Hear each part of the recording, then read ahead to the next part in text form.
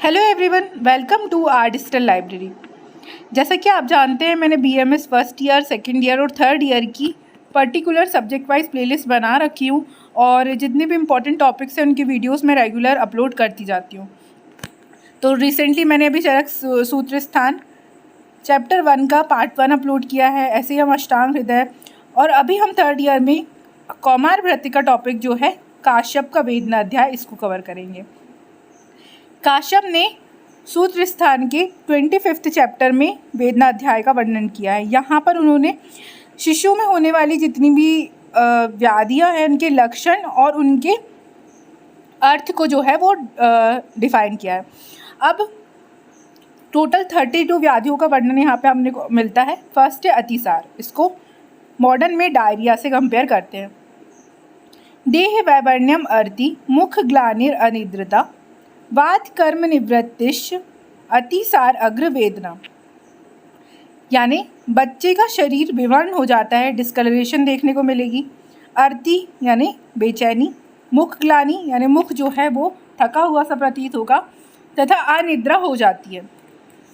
वायु के कर्मों की निवृत्ति अर्थात वायु अपना अनुलोमन का कार्य नहीं करती, यानी वायु की अधोगति में रुकावट आ जाती है।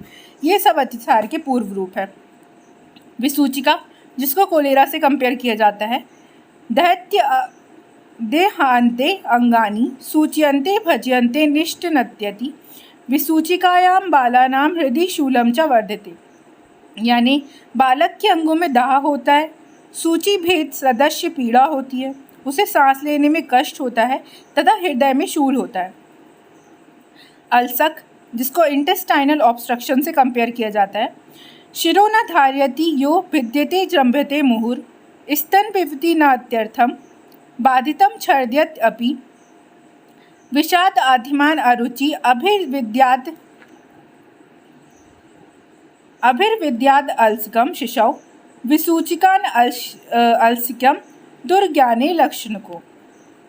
बालक थोड़ी देर भी सिर को ठीक तरह से धारण नहीं कर सकता है, उसके शरीर का भेदन होता है, वह बार बार जम्भाई लेता है, अधिक स्तनपान नहीं करता है, ग्रथित वमन कर देता है तथा विषाद आधमान और अरुचि होती है।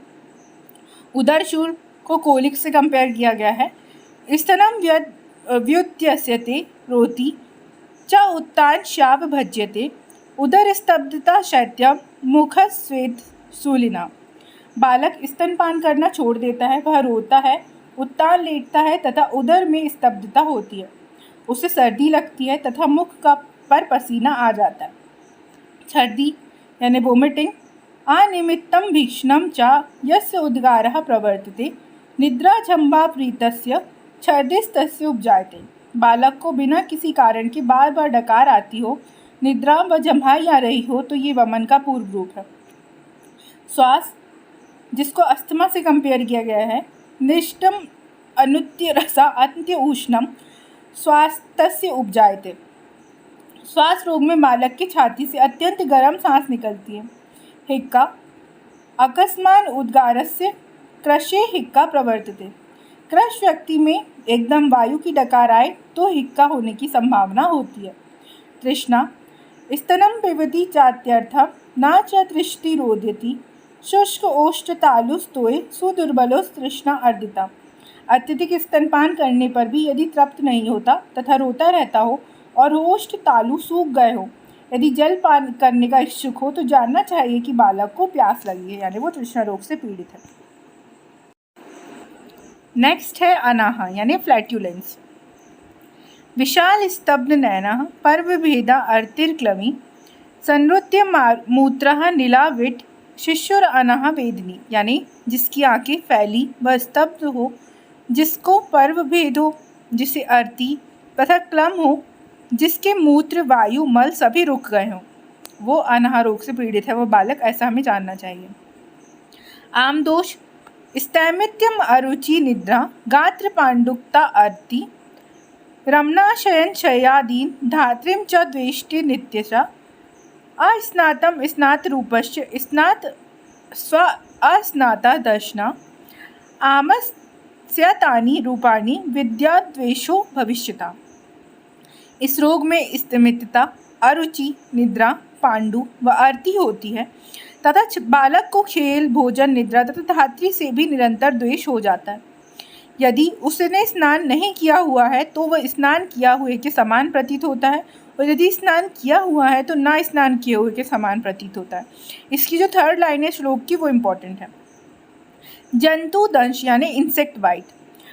स्वस्थ वृत्त परो बालो ना शेते तु यदा निशि रक्त बिंदु चित्तांगश विद्यात् तत्व जंतु कादितम।